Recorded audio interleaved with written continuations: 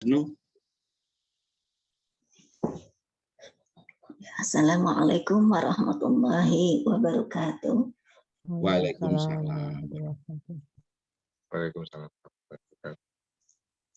A'udzu billahi minasyaitonir rajim. Walau annahum radu ma atahumullahu wa rasuluhu wa qalu hasbunallah وقالوا حسبنا الله سيؤتينا الله من فضله ورسوله إنا إلى الله راغبون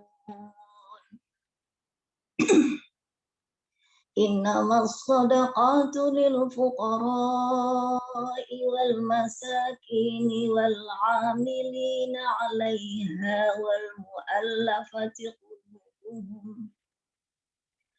والمؤلفة قلوبهم وفي الرقاب والغارمين وفي سبيل الله وابن السبيل فريضة من الله والله عليم حكيم ومنهم الذين يؤذون النبي ويقولون هو أذن قل أذن خير لكم يؤمن بالله ويؤمن للمؤمنين ورحمة للذين آمنوا منكم والذين يؤذون رسول الله لهم عذاب أليم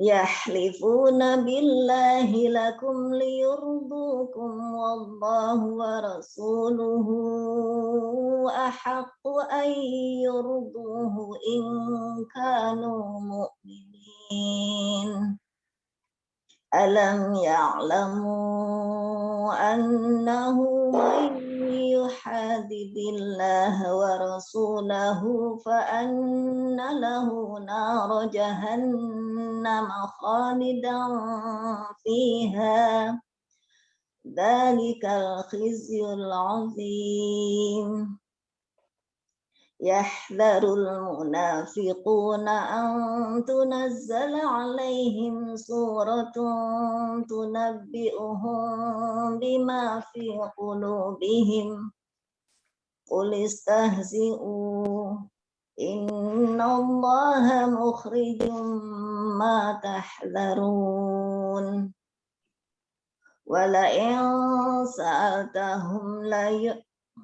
ولئن سألتهم ليقولن إنما كنا نخوض ونلعب قل أبالله وآياته ورسوله كنتم تستهزئون لا تعتذروا قد كفرتم بعد إيمانكم إن نعف عن طائفة منكم نعذب طائفة بأنهم كانوا مجرمين المنافقون والمنافقات بعضهم من بعض يأمرون بالمنكر وينهون عن المعروف ويقبضون أيديهم نسوا الله فنسيهم إن المنافقين هم الفاسقون وعد الله المنافقين والمنافقات والكفار نار جهنم خالدين فيها هي حسبهم ولعنهم الله ولهم عذاب مقيم كالذين من قبلكم كانوا أشد منكم قوة وأكثر أموالا وأولادا فاستمتعوا بخلاقهم فاستمتعتم بخلاقكم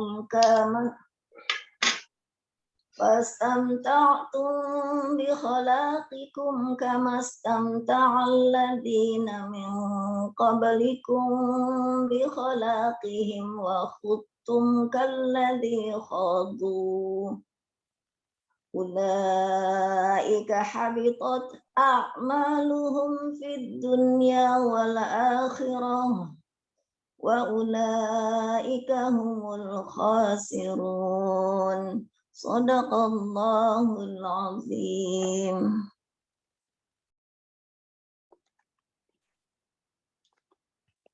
Aku berlindung kepada Allah dari godaan setan yang terkutuk.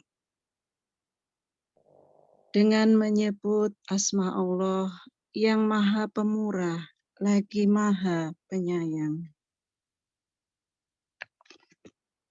Dan sekiranya mereka benar-benar ridho dengan apa yang diberikan kepada mereka oleh Allah dan Rasul-Nya, dan berkata, cukuplah Allah bagi kami.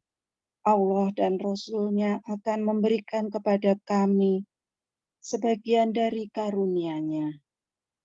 Sesungguhnya kami orang-orang yang berharap kepada Allah.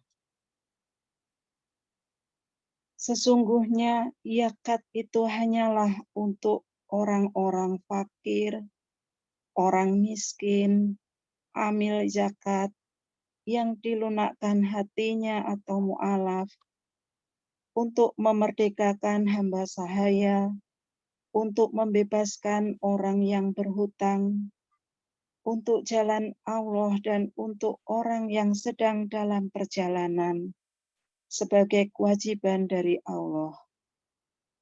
Allah Maha Mengetahui, Maha Bijaksana. Dan di antara mereka orang munafik, ada orang-orang yang menyakiti hati Nabi Muhammad dan mengatakan, Nabi mempercayai semua apa yang didengarnya. Katakanlah, dia mempercayai semua yang baik bagi kamu. Dia beriman kepada Allah, mempercayai orang-orang mukmin, dan menjadi rahmat bagi orang-orang yang beriman di antara kamu. Dan orang-orang yang menyakiti Rasulullah akan mendapat azab yang pedih. Mereka bersumpah kepadamu dengan nama Allah untuk menyenangkan kamu. Padahal Allah dan Rasul-Nya lebih pantas mereka mencari keridhoannya jika mereka orang mukmin. Tidakkah mereka orang munafik mengetahui bahwa barang siapa menentang Allah dan Rasul-Nya, maka sesungguhnya neraka jahanamlah baginya. Dia kekal di dalamnya. Itulah kehinaan yang besar. Orang-orang munafik itu takut jika diturunkan suatu surah yang menerangkan apa yang tersembunyi di dalam hati mereka. Katakanlah kepada mereka, teruskanlah berolok-olok terhadap Allah dan Rasul-Nya.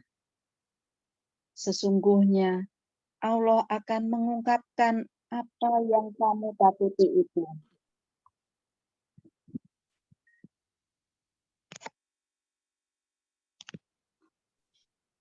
Dan jika kamu tanyakan kepada mereka, niscaya mereka akan menjawab, sesungguhnya kami hanya bersendau gurau dan bermain-main saja.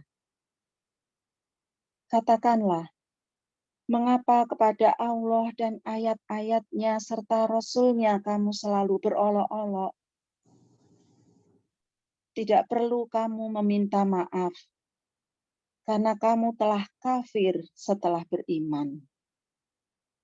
Jika kami memaafkan sebagian dari kamu karena telah tobat, niscaya kami akan mengazab golongan yang lain, karena sesungguhnya mereka adalah orang-orang yang selalu berbuat dosa. Orang-orang munafik, laki-laki dan perempuan, satu dengan yang lain adalah sama. Mereka menyuruh berbuat yang mungkar dan mencegah perbuatan yang ma'ruf, dan mereka menggenggamkan tangannya atau kikir. Mereka telah melupakan kepada Allah, maka Allah melupakan mereka pula. Sesungguhnya orang-orang munafik itulah orang-orang yang fasik. Allah menjanjikan mengancam orang-orang munafik laki-laki dan perempuan dan orang-orang kafir dengan neraka jahanam. Mereka kekal di dalamnya. Cukuplah neraka itu bagi mereka. Allah melaknat mereka dan mereka mendapat azab yang kekal. Keadaan kamu kaum munafik dan musyrikin seperti orang-orang sebelum kamu. Mereka lebih kuat daripada kamu dan lebih banyak harta dan anak-anaknya. Maka mereka telah menikmati bagiannya dan kamu telah menikmati bagianmu sebagaimana orang-orang yang sebelummu menikmati bagiannya. Dan kamu mempercakapkan hal-hal yang batil sebagaimana mereka mempercakapkannya. Mereka itu sia-sia amalannya di dunia dan di akhirat. Mereka itulah orang-orang yang rugi. Maha benar Allah dengan segala firman-Nya. Wassalamualaikum warahmatullahi wabarakatuh. Waalaikumsalam warahmatullahi wabarakatuh. Alhamdulillah, barakallah. Terima kasih pada Bu Hajah Wisnu dan Ceng Helmi yang sudah membuka tadarus di pagi hari ini. Dan alhamdulillah, assalamualaikum Pak Ustadz, Pak Dr. Agung, sudah rawuh di pagi hari ini. Haji Ustadz. Alhamdulillah Pak Dedi matur nuwun. Pangapunten ini tadi langsung kita buka dengan tadarus tidak apa-apa. Boten napa-napa, saya yang mohon maaf agak telat. Kita mulai nggih, Ustaz. Monggo. Bismillahirrahmanirrahim. Assalamualaikum warahmatullahi wabarakatuh. Alhamdulillahirabbil alamin wa bihi nasta'inu ala umuri dunya waddin.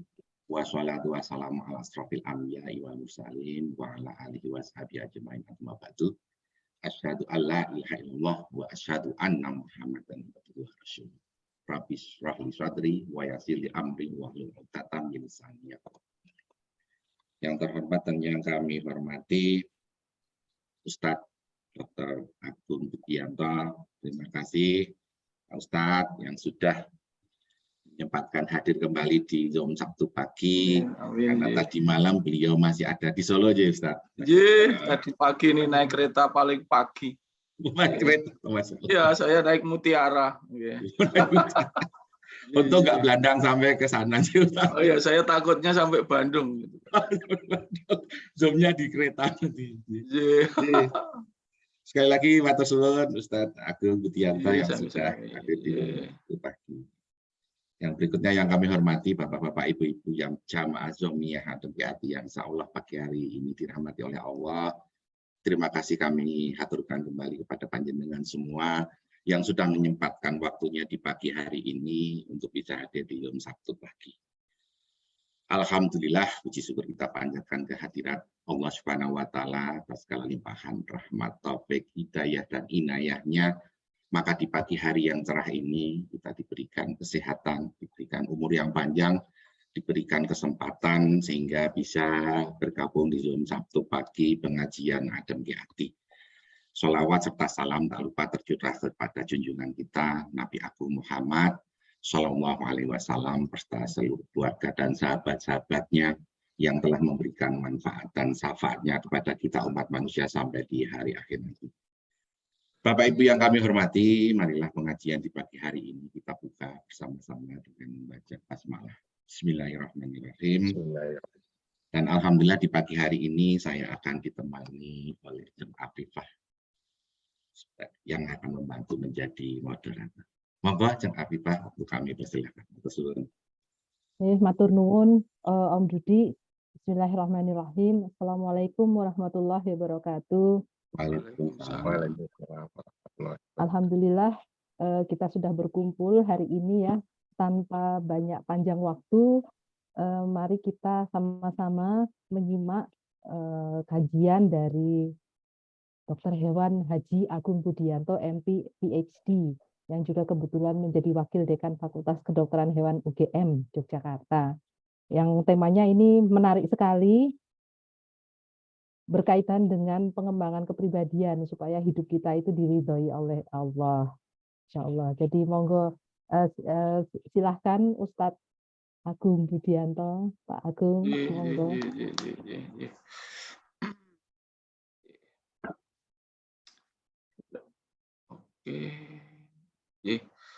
Assalamualaikum warahmatullahi wabarakatuh. Yang saya hormati Mas Dedi selaku ketua dan koordinator pengajian Ngadem Ke Ati rahimakumullah, jajaran pengurus atau panitia ya, yang Ngadem Ke Ati, yang juga sangat saya hormati Ibu moderator, matur nuwun waktunipun yang saya hormati, dan kawan-kawan ini banyak sekali hari ini ya, 60 masuk 66 ini. Jadi dan ada beberapa kawan-kawan saya ini yang jauh-jauh ini ikut ya kemarin di share itu, yang tidak bisa saya sebut satu persatu. Jadi, alhamdulillah hari ini kita diberikan nikmat oleh Allah SWT yang berupa panjang umur. Di dalam zaman akhir ini itu rupanya tidak ada hal lain yang paling pas untuk mengatasi ini adalah untuk kita mencari keridhaan Allah. Kata-kata keridhaan itu sekarang menjadi kata-kata yang nomor sekian di dalam proses kehidupan. Karena saking orang itu berpikir dunia itu sampai mati-matian. Ada yang dari pagi sampai malam itu ya nyambut gawe terus gitu ya. Sebenarnya kita itu tidak on purpose gitu untuk memikirkan ridho Allah itu. Satu, karena mungkin saking yakinnya apa yang kita lakukan diridhoi oleh Allah, atau yang kedua saking lera mikir. Ini yang berat itu. Wis diridhoi yo ben ora yo ben sing bentuk untuk akeh, bahagia. Kan gitu sekarang. Soawan wis nyambut gawe sore yo ngopi, ngoten niku. Ora mikir iku diridhoi karo ora. Jadi ini menjadi tantangan buat kita. Maka saat ini sebenarnya kalau saya ada di beberapa jamaah saya itu kembalikan kepada dasar-dasar kehidupan. Ngaji saya itu sekarang menjadi dasar banget, Pak. Kenapa saya lakukan itu? Karena saya kok baca WA grup itu wedi saya. Islam itu diwangil gitu kan. Jadi jamaah saya itu nak nenggone WA grup itu pinter-pinter tenan gitu kan ya. Nge-share itu sampai saya nggak paham apa yang di-share itu. Saya pun nggak yakin nge-share paham apa orang gitu. Saya nggak peduli itu ya, itu silahkan sah-sah saja. Cuman yang saya takutkan adalah gambaran Islam itu menjadi menakutkan. Jadi wong Islam ki wangil gitu. Jadi wong Islam ki rumit gitu kan. Padahal Rasulullah itu membuat Islam itu begitu mudah. Apalagi saya mengingatkan takmir ini saya ojo kementus gitu. Wah, takmir nang masjid itu apa-apa ra oleh. Sidik-sidik ra ketompo, titik-titik ra ketompo gitu kan. Sing titik-titik ra ketompo ki UGM, saya bilang gitu saya. Ya wong sik daftar 300.000 sik ketompo 10.000. Itu kan akeh sing ra ketompo. Lho masjid kok digawe koyo UGM. Ngene ra oleh gitu kan. Sidik-sidik ora ikhlas. Sidik-sidik itu apa tidak bersih gitu kan. Lho golek wong resik itu ya ming Rasulullah SAW gitu kan. Jadi kalau saya bicara pembukaan ini mesti ono sing ngomong, "Oh, Ustadz Kocluk" gitu kan ya. Lho wong Islam yo digawe penak. Kalau saya enggak, saya ingin Islam itu menarik gitu kan. Lho kleru sithik-sithik yo ora apa-apa gitu nggih. Oh, ku ora kusuk titik-titik salate yo ora apa-apa. Lho piye meneh jenenge menungso biasa. Nah, sekarang ini justru apa? Coba sekarang kita ingat, kenapa saya bicara Islam itu diturunkan pertama kali itu bukan untuk orang beriman. Al-Quran itu diturunkan untuk orang jahiliyah. Bayangkan Bapak Ibu sekalian. Kalau Islam itu sulit setengah mati, tinggal wong sing percaya karo Gusti Allah wae, apalagi diberikan pada jahiliyah. Ya ora ono sing nyedakno. Ngene ra oleh, ngene ra oleh, ngene ora oleh. Dan saya kritik keras itu sekarang. Yang membuat Islam itu menakutkan. Islam itu menjadi tidak mudah. Maka dari itu keridhaan Allah itu menjadi satu hal yang perlu dipikirkan. Apa adile nyambut gawe iki diridhoi apa durung? Sing didahar pagi hari iki janjane diridhoi apa urung? Bisnis kita itu diridhoi apa belum? Nah, ini yang perlu kita kembalikan. Wa yu'afili mayasa wa yu'adibu mayasa. Wallahu ala kulli syai'in qadir. Nah, ini mukadimah saya. Pun rampung Mas Dudi. Alhamdulillah. Alhamdulillahirabbil alamin. Asyhadu alla ilaha illallah wa asyhadu anna Muhammadar Rasulullah. Allahumma sholli ala Muhammad wa ali Muhammad. Qala Allah ta'ala fil Qur'anil Karim, a'udzu billahi minasyaitonir rajim.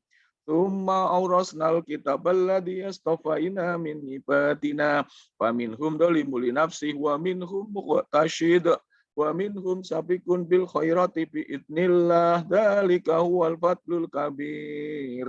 Jannatun adni yadkhulunaha yukhalauha fiha asawira min dhahabin wa lu'lu'a wa libasuhu fiha harir wa qalu alhamdulillahilladzi adhaba 'anil hazan inna rabbana laghafurun syakur. Walladzi akhalana darul muqamatin min fadlihi la yamasuna fiha nasabu wa la yamasuna fiha lugub. Shadaqallahul azim. Surat Al-Fatir 32, 33, 34, 35.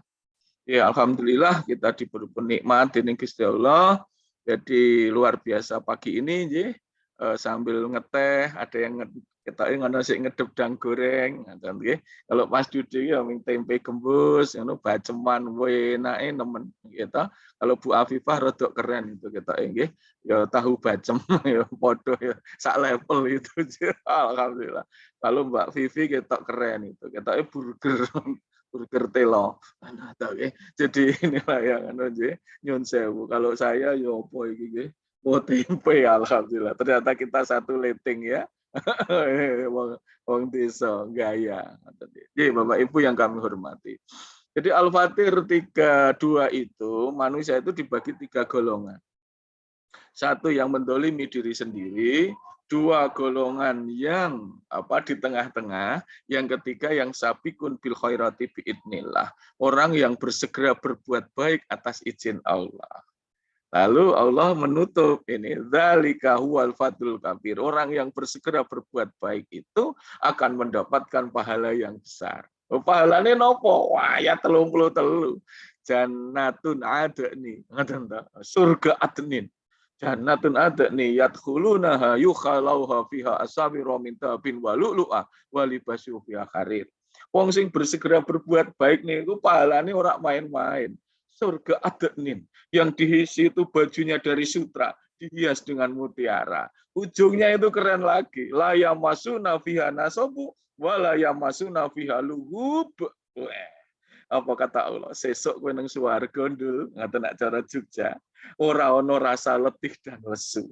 Jadi kalau Bapak Ibu sekarang pagi ini ya ngaji, mungkin harus bekerja letih dan lesu, niatkan untuk bersegera berbuat baik karena Allah sesuk diganti. Ada satu masa kita itu tidak akan letih dan lesu lagi. Mula sakniki mumpung isih urip, ngoten ya wis polke. Yo le ngaji ya dipolke, le nyambut gawe ya dipolke, le gowes ya dipolke. Ngoten niku lho maksud saya, gitu. Le menikmati hidup ya dipolke dengan cara yang benar. Itulah Islam. Karena Allah sudah menjanjikan sesuk nang swarga kowe. Wis to, ora ono rasa letih dan lesu. Jadi sakniki ono sik letih lesu mboten napa-napa. Kalau sekarang itu masih ada capek, enggak apa-apa. Karena nanti bahasa Inggrisnya cucuk. Ngoten niku. Ya di akhirat itu cucuk tenan ya, insya Allah. Nah ini yang jadi kenapa tadi saya mengatakan Islam itu gampang. Lah wong ayate bersegera berbuat baik wis swarga. Seperti pagi ini. Nah, berarti kan ket wau dalu sampun dingen kan gitu. Sesuk jam 6, setengah 6 itu siap. Ya, niki kenapa kamera tutup semua? Ya karo ngunjuk teh. Nah, sing repot lah ya Ustadz itu. Gitu. Mosok karo ngombe wedang ya lucu gitu. Pak Dudi iki ya nganu ya tegel-tegel ya Ustadz ora disuguh wedang. Gitu. Tapi inilah alhamdulillah ini yang keren. Maka dari itu hari ini saya akan share screen ya. Pengajian ngage Zoom itu kalau nggak pakai share screen kurang kurang sebentar kedap. Salah. Wah nanti ada lagunya nih nggih. Nyuwun sewu Pak Dodi. Ya sekali-sekali seneng-seneng ya. Wis bangun tidur sehat walafiat tak ora seneng-seneng. Nggih. Monggo ini adalah sesuai ini ngadem ke hati. Jadi bareng ngaji wadem, bareng ngaji kok nesu. Bareng ngaji kok malah mangkel, sesuk ora melu meneh. Bareng ngaji kok malah nyengeni ustadz. Niat ora ngoten niku. Maka dari itu saya akan mencoba untuk melihat keridhaan itu dari perspektif yang mudah. Mari kita buka dengan keridhaannya dengan tombo hati. Nah, ini nanti karena keridhaan itu bikin hati enak.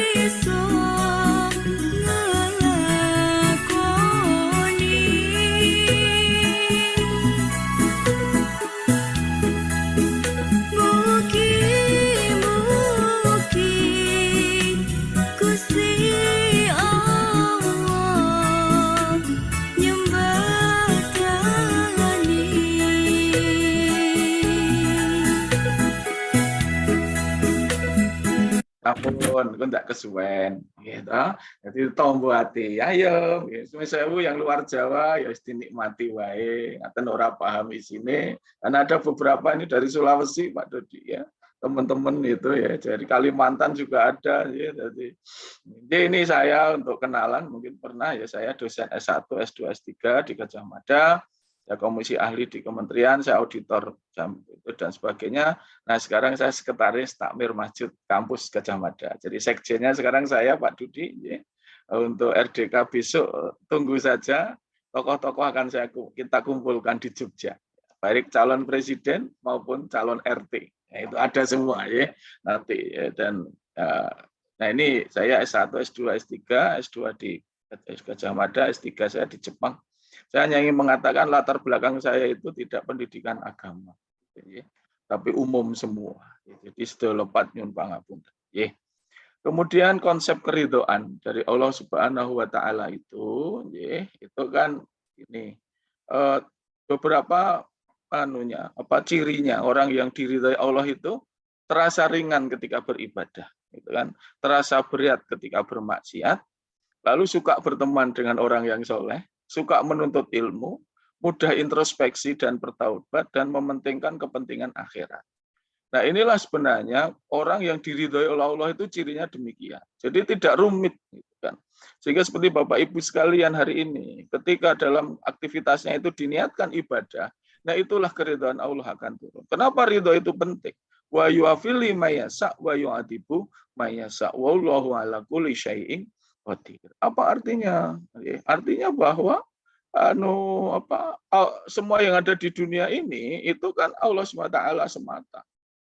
Semuanya sampai Allah mengatakan wa yu'afil wa yu'adibu, itulah makna keridhaan. Tak apuro ya urusanku, kowe tak azab ya urusanku. Kamu itu menjadi kaya bahagia, ya. Duitnya wakeh ya bahagia, duitnya titik ya tetap bahagia. Kalau jamaah milih mana? Duitnya wakeh kurang, duitnya sidik cukup. Ini aku milih yang mana ini jamaah? Ya. Kalau gaya Jogja mesti milih sing okeh tur cukup. Ini waman itu ya, okeh tur cukup. Ya, tapi sebenarnya kan keridhaan itu akan muncul di situ, sebuah keyakinan bahwa apapun yang terjadi itu adalah kehendak Allah Subhanahu wa taala. Surat Ad-Dariyat 22. Karena sekarang keridhaan itu biasanya sangat terkait dengan ekonomi. Nah, ini sudah tidak bisa lagi. Coba keadaan yang di Indonesia sekarang. Permasalahan kan misalnya orang korupsi. Korupsi kita kan lumayan gitu kan, gede-gede gitu ya. Yang yo apik tenan Indonesia ini. Korupsi iki ora tanggung-tanggung. Gitu kan. Korupsi kok titik gitu kan ya, podo-podo kecekel gitu aja. Nah, maka dari itu ya konsepnya adalah wa fis sama iriskokum wa ma tu'adun. Ad-Dariyat 22. Ini konsep dari keridhaan Allah lewat ekonomi itu. Allah itu mengatakan gini, yang ngendikane gini Gusti Allah itu. Di langit itu rezeki sudah aku bagi-bagi. Wa fis sama iriskokum wa ma tu'adun, dan tidak akan tertukar. Ya, apapun yang terjadi itu tidak akan tertukar, gitu kan ya. Kenapa tidak tertukar? Ya karena yang menentukan Gusti Allah. Jadi kalau di dunia kita ngambil milik orang lain, gitu ya. Milik orang lain kok diambil, itu sama saja kita mengambil yang bukan hak kita.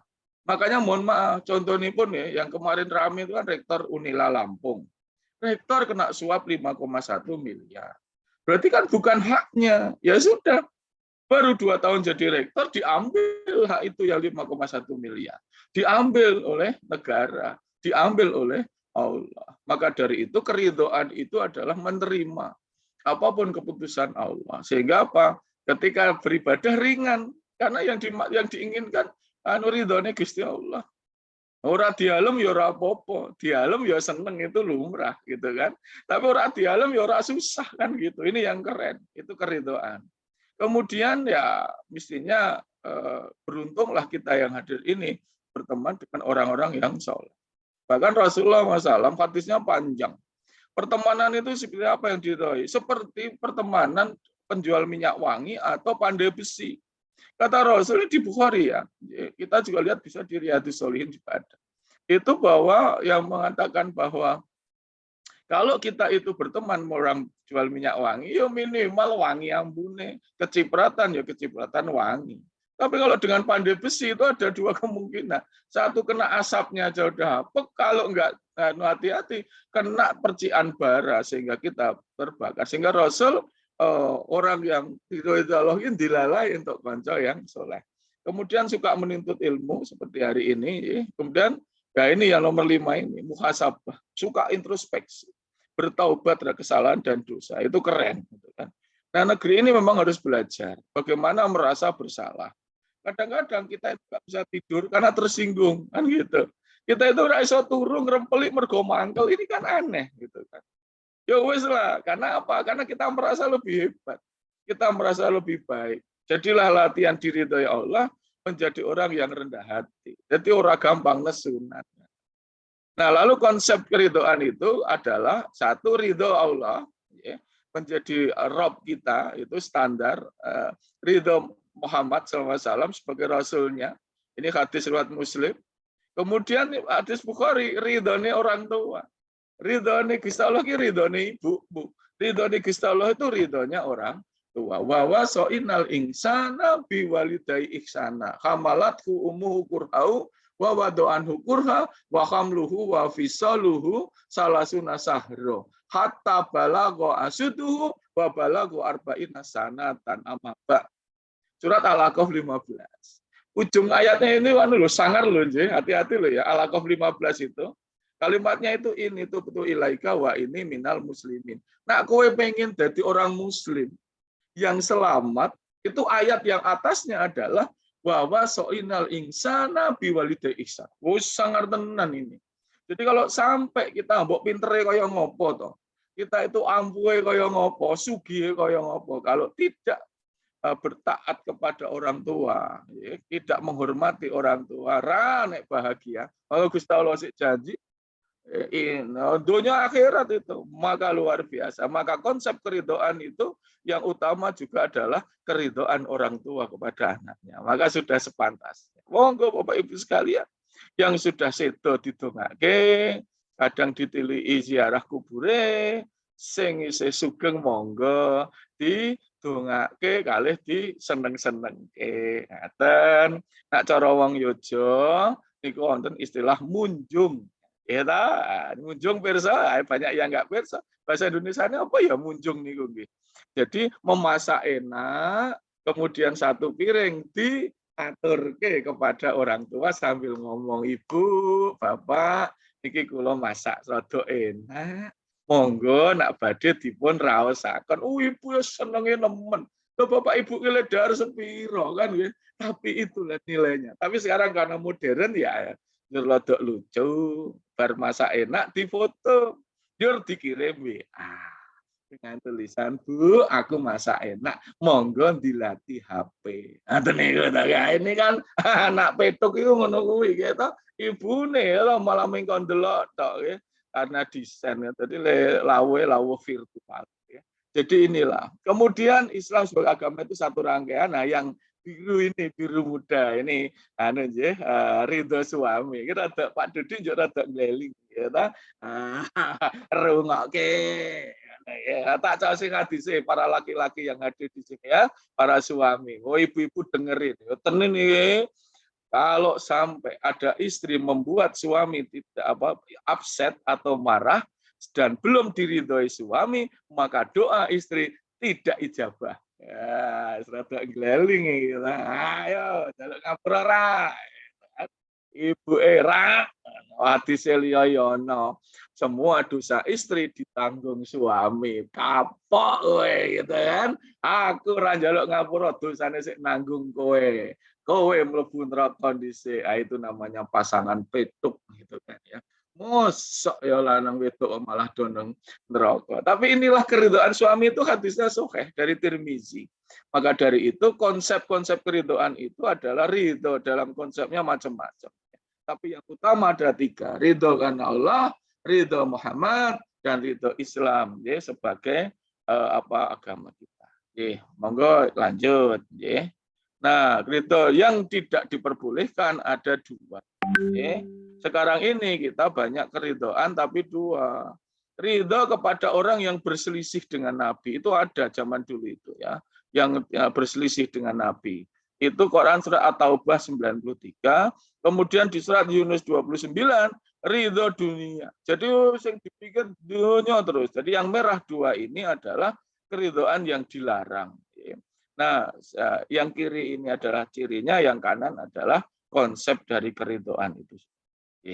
Nah, kemudian yang ini juga beberapa hal yang yang membuat Allah tidak ridho, misalnya dalam harta perniagaan itu An-Nisa 2, gitu ya, 22. Hai orang beriman, janganlah kamu saling mengharta sesama dengan jalan batil, perniagaan suka sama suka, janganlah kamu bunuh dirimu, dan sebagainya. Nah, seperti apa yang harus kita pikirkan? Hari ini kita konsistensi. Saya tidak akan nyausi bab sing dur atau hal-hal yang rumit, tapi saya hanya konsisten saja, introspeksi dan konsisten saja, yaitu kesadaran bahwa life begin itu di 40.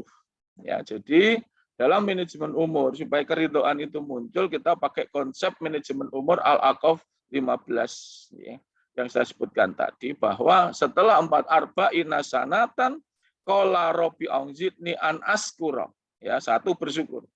Nikmat Allah, nikmatku dan walidai dan pada nikmat orang tuaku. Ya toh, Rabbi auzidni arba'ina sanatan qala Rabbi auzidni, gitu kan. Ya Allah, izinkan saya 1 untuk bersyukur, 2 izinkan saya untuk berbuat soleh, yang ketiga adalah izinkan saya untuk selalu banyak bertaubat. Bersyukur, amal sedekah, dan bertobat. Itu 3 hal setelah 40. Artinya ketika ayat Al-Aqaf 15 ini ada, itu kita memang diperintahkan oleh Allah untuk melakukan yang orientasi akhirat tanpa tetap tidak meninggalkan dunia. Jadi usia 40 itu kok isih pikiranin dunia terus, nah itu perlu diperbaiki lagi. Nilai bikin 40.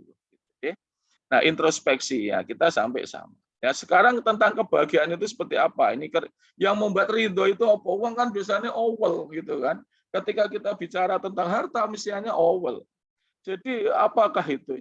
The real happiness itu apa? Happiness only real when share.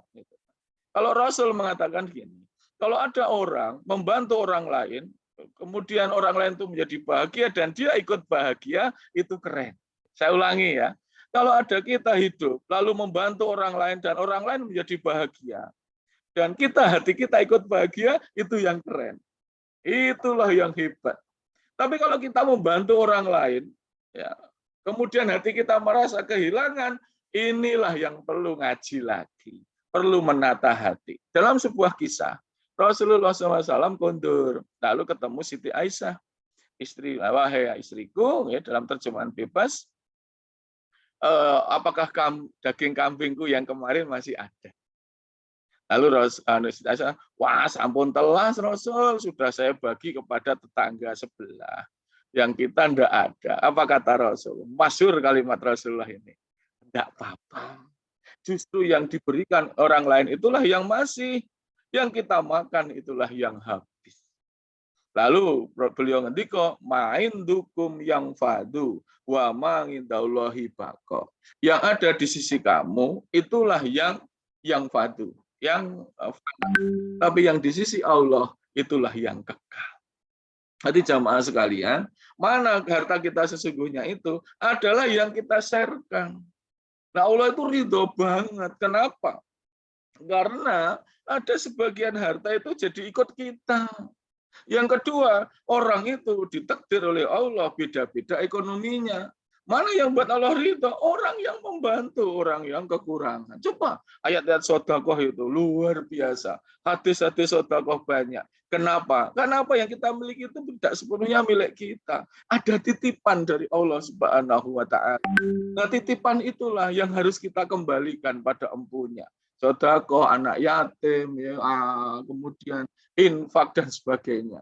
Dan kalau kita share sesuatu, ngasih orang itu kebaikan, dan orang itu bahagia, kita bahagia, itu keren. Tapi sekarang kita bantu orang kok sedih, nah masih konsep keridhaan harus dihilangkan. Jadi bahagia itu kan ridho dengan ujian, berprasangka baik, istiqomah dalam ibadah, istighfar kalau salah, bersyukur dan terima kasih, banyak memberi. Nah, inilah konsep dari keridhaan Allah itu ketika kita taat kepada apa yang diberikan Allah. Yang kedua, kita menyayangi makhluknya Gusti Allah. Wah, itu keren banget. Gusti Allah itu sampai berpikir gini, oh wong kok apike ngono. Umatku sing rekoso kok ya dibantu. Umatku sing miskin kok ya diewani, sing ora iso mangan kok ya dikei mangan. Nah, Gusti Allah ya senenge ra jamak kan, bahagia banget. Enggak ada orang bahagia Bisa Allah bahagia, pasti kita akan diridhoi oleh Gusti Allah. Ini sebaliknya, akhirnya medit gitu, masih dipikir donya terus. Ya tadi saya bilang ridho yang dilarang itu, ya wes lah, saat juga yang mengumpulkan duit, begitu mati semuanya ditinggal. Nah inilah konsep daripada kebahagiaan keridhaan itu adalah mari kita membantu, gitu kan, membuat orang lain juga menjadi bahagia.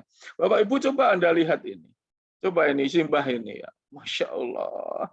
Oh, wong kok senyumnya itu wis nyenengke. Sugih ya cetha ora anak ngoten iki. Sing digawa itu apa keranjange. Tapi inilah senyum dan optimisme kebahagiaan itu kalau ada keridhaan Allah. Orang seperti ini optimisme luar biasa. Logika dari mana orang seperti duwe akeh dadak nyimpen. Itu sare ngono mesti wanglere nemen. Gitu. Dahar ngono ya mesti entek oke koyo saya kan gitu kan. Nah itu karena apa? Karena dia senyumnya kebahagiaan. Nah orang seperti inilah yang kata Allah diberikan rezeki yang berbeda. Maka kamu berikanlah rezeki kamu supaya orang-orang yang seperti ini, orang yang fakir, orang yang kurang itu merasa nikmat yang sama. Saya mohon maaf ini saya cuma ngambil di internet, cuman saya tidak kenal juga. Bisa juga dia duwe akeh gitu ya. Tapi konsep kita adalah bahwa apa orang itu bahagia itu senyumnya itu senyum yang kebahagiaan. Karena memang agak susah di dunia ini, ya. Bahagia itu harta kekuasaan tercukupi atau bukan, ya. Misalnya kayak gini, ya. Nah, saya akan ngoten niki. Nah, ini juga senyum niki Pak Ibu. Tapi senyumnya bahagia apa enggak saya nggak tahu ini kan. Ini juga saya keridhaan Allah di mana sing nganggo klambi KPK ngono ya iso guyu.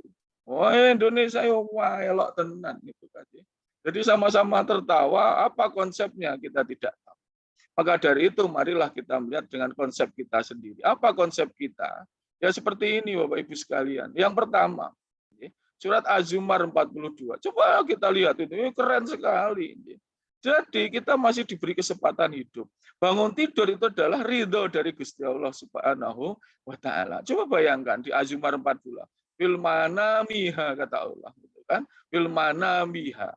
Kan ya. Nah, itu bahwa kalau orang itu belum sampai batasnya itu aku lepaskan. Tapi kalau sudah sampai batasnya aku tahan. Karena itu apa? Kita diberi hidup itu adalah bagian dari keridhaan Allah supaya kita bertambah keamalnya, bertambah kebaikannya. Maka bangun tidur itu keren. Kadang-kadang saking seringnya bangun tidur lalu kita tidak bersyukur dengan bangun tidur kita. Coba lihat Az-Zumar 42 menikah. Lalu An-Nahl 71 yang saya serangkan tadi. Allah itu melebihkan sebagian kamu atas sebagian lain dalam hal rezeki. Tapi orang yang dilebihkan itu tidak mau memberikan rezeki kepada para yang mereka miliki sehingga mereka sama. Mengapa mereka mengingkari nikmat Allah? Coba bayangkan. Allah itu sudah ngendika. Di dunia ini memang beda-beda rezeki ini. Karena Allah memang melebihkan satu dengan yang lain. Itu sebagai ujian. Supaya apa? Kita membagi. Nah keridhaan Allah itu seperti ini. Bagi ya. Sing wong miskin bagi ya. Tapi kalau kita punya harta kok tidak membagi. Kita punya kekuasaan kok tidak membantu.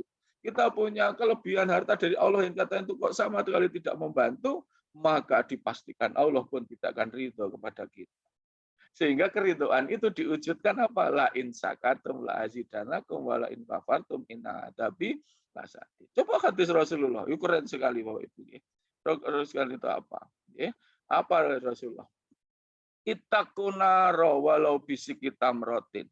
Fa'lam tajibu fi kalimatin thayyibatin. Allah Rasul mengatakan, orang itu bisa terhindar dari neraka meskipun bersedekah separuh biji kurma. Saking miskinnya hanya punya satu butir kurma, itu saja diminta separuh kalau bisa. Walau fala tajidu fi kalimatin thayyibatin. Nek kowe satu biji kurma wira duwe saking miskinmu, maka sedekahkah dengan kalimat yang baik. Nah, ini keridhaan Allah di bidang rezeki, di bidang ekonomi. Dunia itu kalau rezeki seperti satu, mudah untuk membagi. Nah, Allah ridho banget loh itu kagungan Gusti Allah. Piye wong dijili kok didhawuhi anu sedekah kan gitu. Lalu mekanismenya SOP lah. Sekarang kan gayanya SOP. Bagaimana SOP? Surat Al-Jumu'ah. Kalau nggak salah 10 ya. Atau 5 atau 10. Mari dilihat. Fa idza qudiyatis shalah fantasiru fil ardi wa ba'dakum min fadlillah dzikrullahi katsira la'allakum tuflihun. Bagaimana mekanisme SOP yang diridhai Allah? Satu, dirikanlah sholat dulu, baru bertebaran ke muka bumi untuk mencari ridhonya Gusti Allah, lalu dzikirlah yang banyak, nah kamu bahagia. Jadi konsep ridhoan itu adalah ridho pada Allah sholatnya, ridho pada rezeki yang diberikan, kemudian yang ketiga setelah itu dzikir yang banyak. Jadi untuk para suami atau ibu-ibu juga yang bekerja atau suami paling tidak, kalau habis bekerja jangan kondur masuk rumah dulu sebelum mampir masjid. Maka saya sarankan kalau misalnya asar itu ya nang masjid, musola, golek nggon, mampir kemudian sholat sambil berdoa, ya Allah, mugi-mugi rezeki kula barokah untuk anak istri.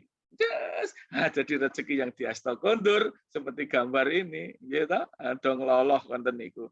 Burung itu berangkat tanpa membawa apa-apa, tapi pasti pulang itu membawa nikmat. Coba ibu melihat ini, apa komentarnya? Wong nyupak pit semangat di pagi hari. Banyak semangat ngoten niki. Inilah setelah sholat bertebaran ke muka bumi, kemudian mencari rezeki Gusti Allah, engko arep kondur dzikir yang banyak, pasti itu akan kebahagiaan ada. Dan terus sebenarnya ada video tapi nggak usah. Nah, inilah contohnya. Kenapa kita harus mencari keridhaan? Karena nikmat Allah itu seperti itu. Wah, lampan omai wapi, tapi jangan lupa orang pasti akan ke 2 meter, 1 meter menikah. Tapi khusus untuk laki-laki saya minta supaya diridhoi Gusti Allah hidup kita banyaklah mengingat mati. Carane pripun lah ya, kalau perlu sampai kuburan ngoten niki. Bapak Ibu ada yang pernah sampai masuk ke liang gini? Ada. Kalau yang belum cobi, ya dicoba. Weh, nah orang mengkirik gitu ya. Kita itu banget tenan. Lois pilih 2 meter, 1 meter kita di bawah. Lihat ke atas itu hanya 2 meter, 1 meter langit. Ya ngono nak ora atine bergetar. Loh, nanti mbok omahe gedene kaya ngopo ya mlebune ke semono itu. Nah ini cara untuk menjaga keridhaan itu. Finally yes kayak gini, finally gitu kan. Omahe apik ngene ya finally ya kayak cuma gini. Nah ini latihan untuk diridhoi Gusti Allah finally. Nah, maka dari itu rangka selanjutnya supaya diridhoi adalah banyak bersyukur. Ya, second step. First step bersyukur. Second step aplikasikan, sudah saya sampaikan. Third step membagi rasa syukur itu pada yang lain. Fourth step ajak dakwah mengajak kesyukuran itu. Nah, inilah Islam. Islam itu kan diaplikasikan cocik gitu kan ya. Jadi pertama bersyukur, alhamdulillah tunjukkan.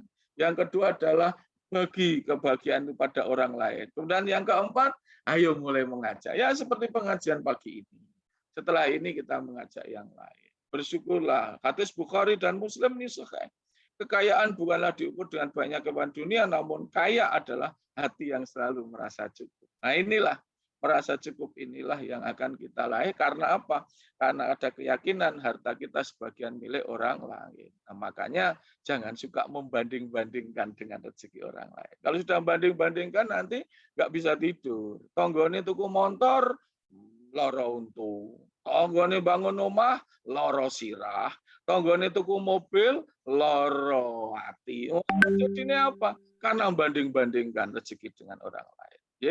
Kemudian yang mana nikmat lagi kita dustakan? Supaya kamu ingat Ibrahim ayat 5. Pohon itu memberikan buahnya pada setiap musim dengan seizin Allah. Allah membuat perumpamaan itu untuk manusia supaya mereka ingat. Pada gambar ini kok anggur itu, ya Bapak Ibu kita bersani. Setiap musim dengan izin Allah, ridhonya Gusti Allah juga. Apapun yang ada itu, ya mas rosok dibanding-banding no, sing iki karo iki nikmati saja yang ada. Monggo ini Bu Rektor saya nyanyi tidak dibanding-banding. Nah, ya. Monggo Bu Prof Ova ini, ya. Nah, seperti goyang sedikit aja, ojo dibanding-banding. Keliru malah, nanti itu. Nah sekarang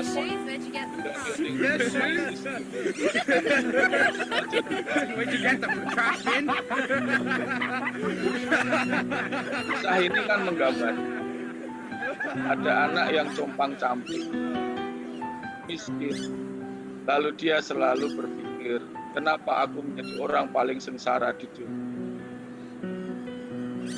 Kita kadang-kadang juga begitu.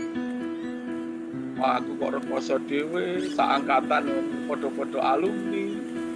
Sing kono sugih ngono kok aku ya ora. Padha-padha kantore padha. Nek kono sugih aku ora. Nah, itu sering terjadi termasuk anak ini.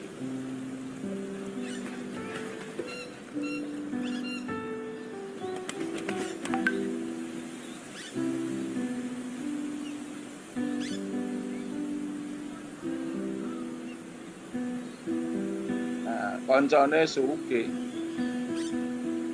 Lambene apik. Tanggane.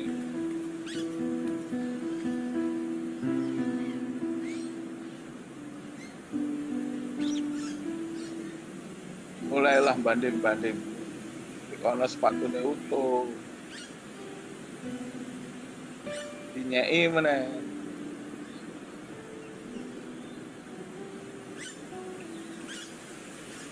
Sepatu bolong.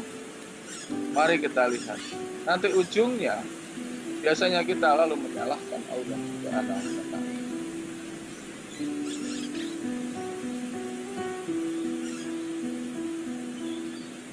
Mari kita lihat bagaimana dia menggerutu. Tidak ridho dengan hal yang. Why should it be like this? I don't know. It's not fair. It's not fair. Yeah, I know. Adil. There's nothing that we can do. I don't want to be like this. I don't want to be like Me this. neither. Saya nggak mau seperti ini. Lalu dia berdoa. I wish I was like him. I want to be like him. I want to be like him. I want to be like him. I want to be like him. Akhirnya diijabah. Dia jadi sugih. Yes! Tapi diinginkan. Sepatunya api, apinya api. Tapi ternyata. Sorry to take so long, dear. Are you ready to go now?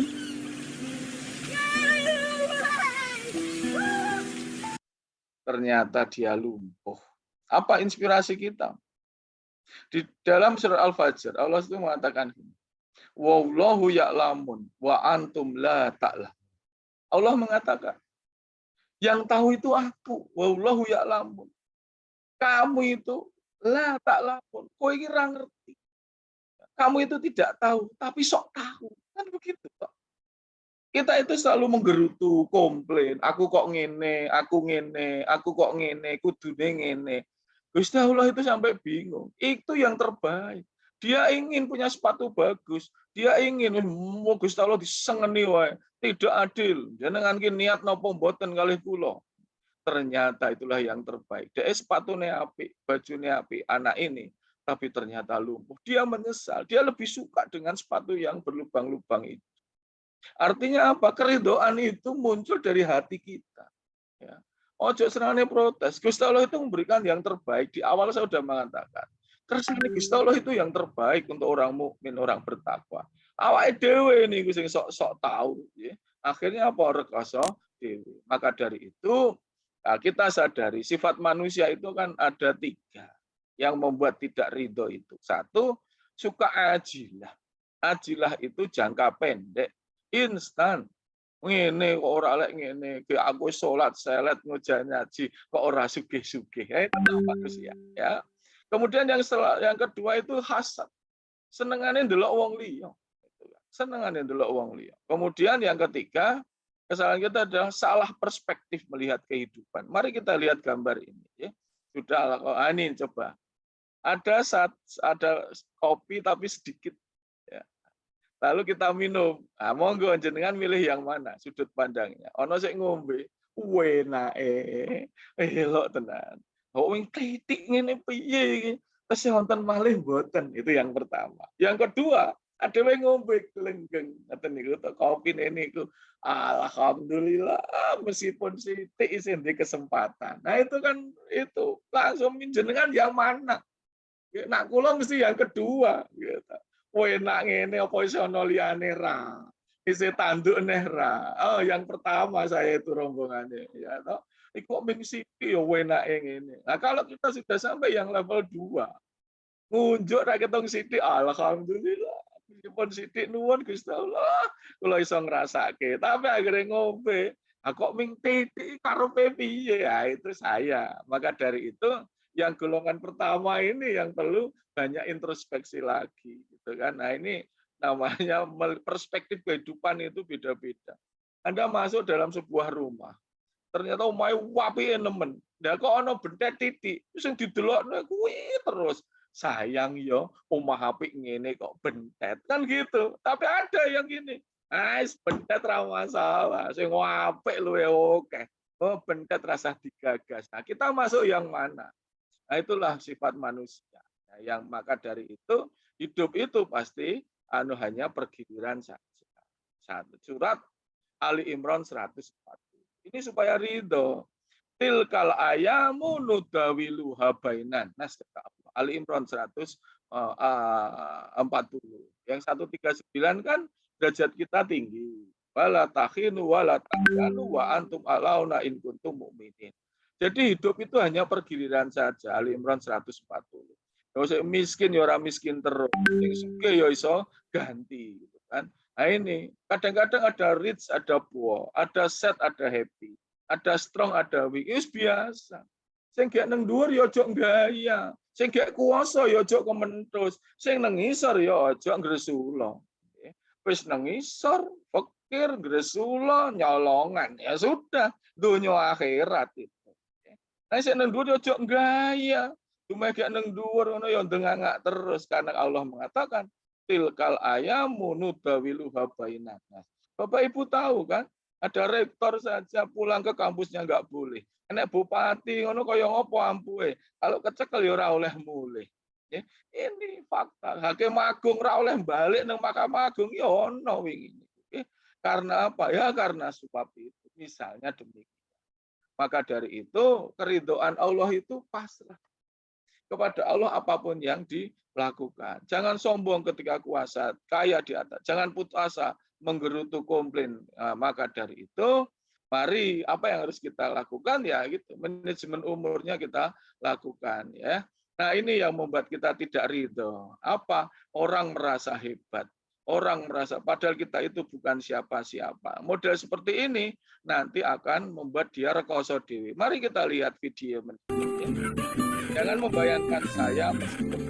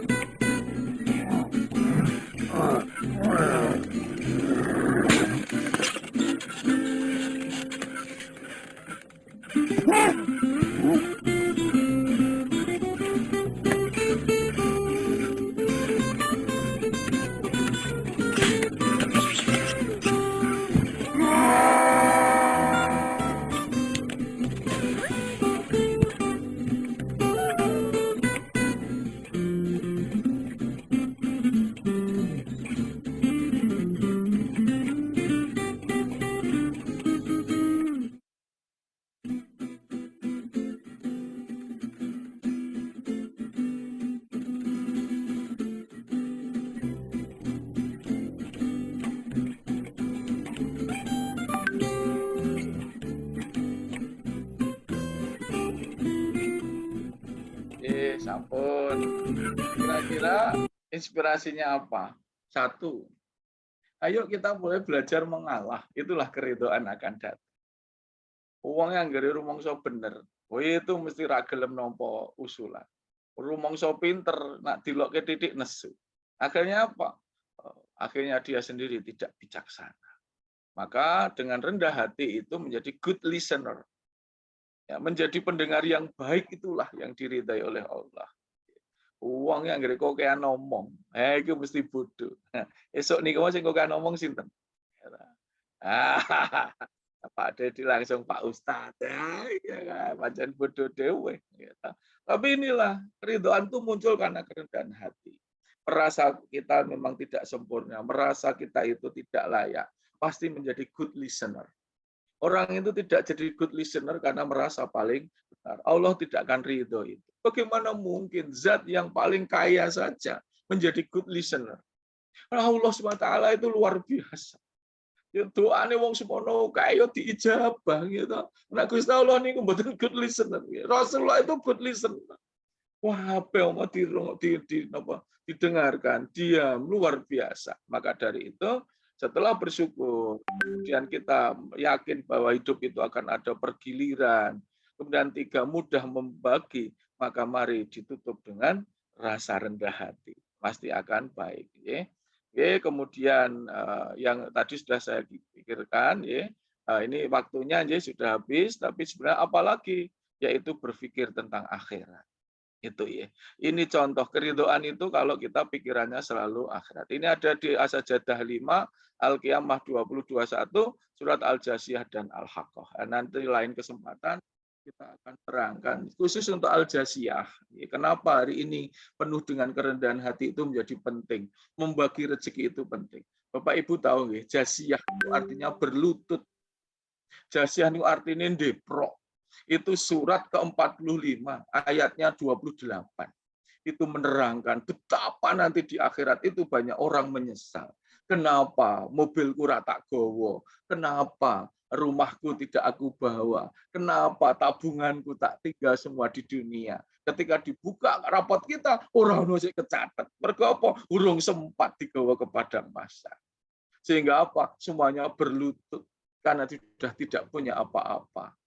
Yang kedua, ada yang berlutut karena apa? Sudah tidak punya kekuasaan apa-apa. Itu ada di surat Al-Haqqah mulai 25 sampai 29. Al-Haqqah itu surat ke-69. Jadi kalau tidak salah nanti dilihat di situ menerangkan betapa apa yang kita bicarakan itu intinya adalah yuk bondone dhewe digawa mati. Kekuasaan kita yang jadi pejabat yang punya power dibawa ke padang mahsyar. Ono pimpinan kok instansi ini tempat wudu randuwe kok ora gawe.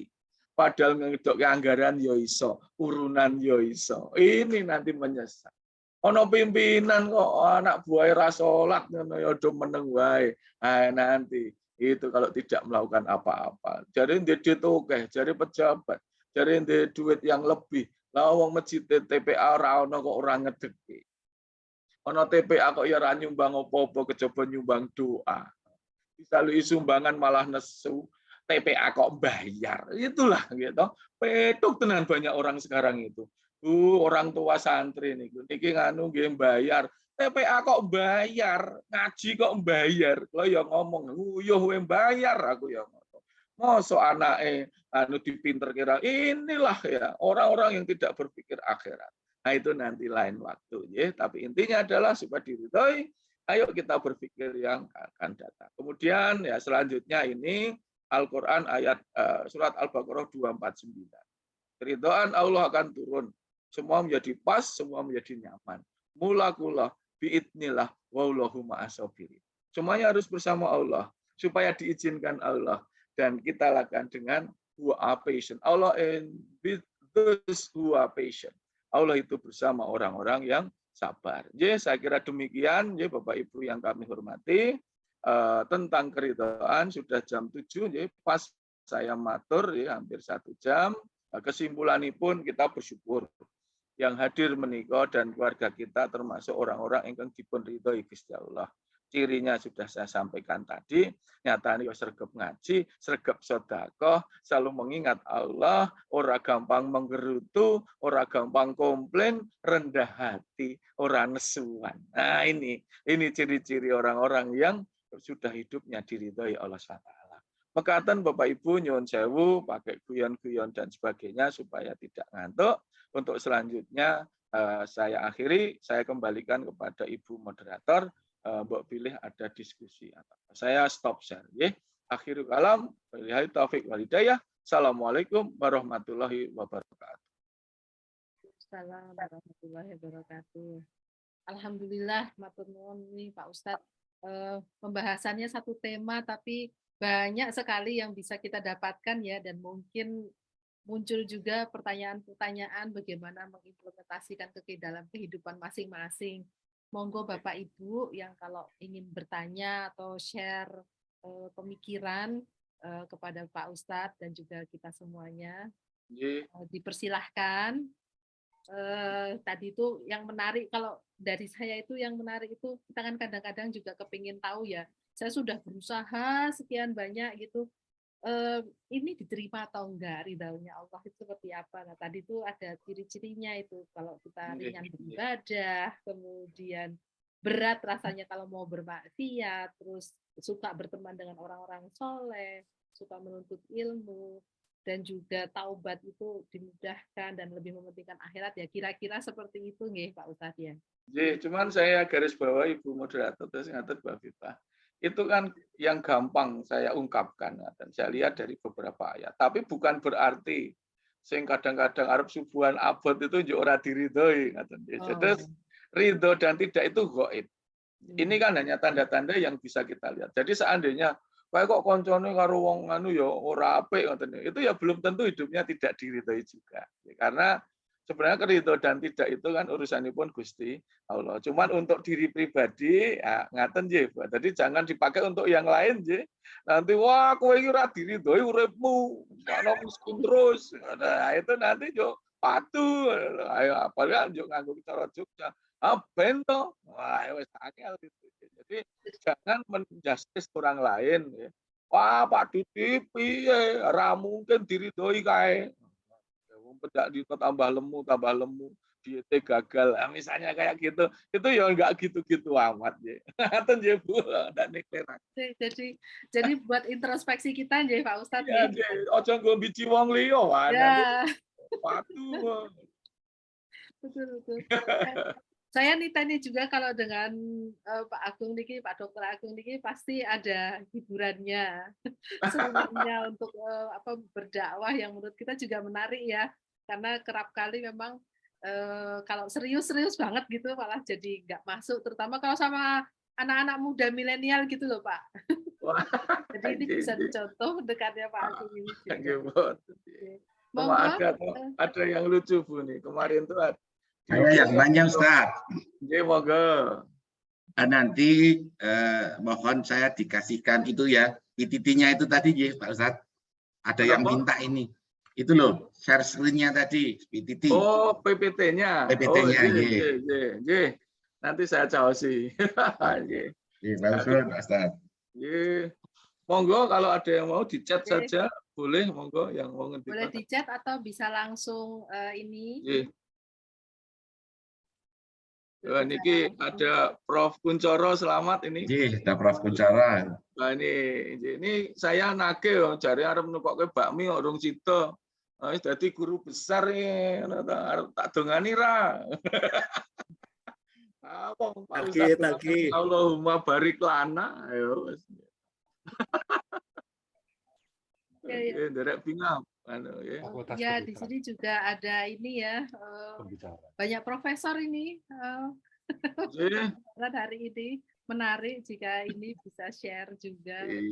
Karena biasanya kita keilmuannya itu ini ya. Ini ada juga dari Pak Didi. Monggo Pak Didi, apa mau bicara langsung? Ini Pak Didi medeni ini ya. Bagaimana saya bacakan aja Pak Didi. Bagaimana dengan ada pejabat penguasa yang sudah ada fasilitas negara, tapi kok menyalahkan wewenang sebagai boten paham kula. Gitu niku tingkat tinggi. Monggo Pak Didi, maksudipun dos pundi menika?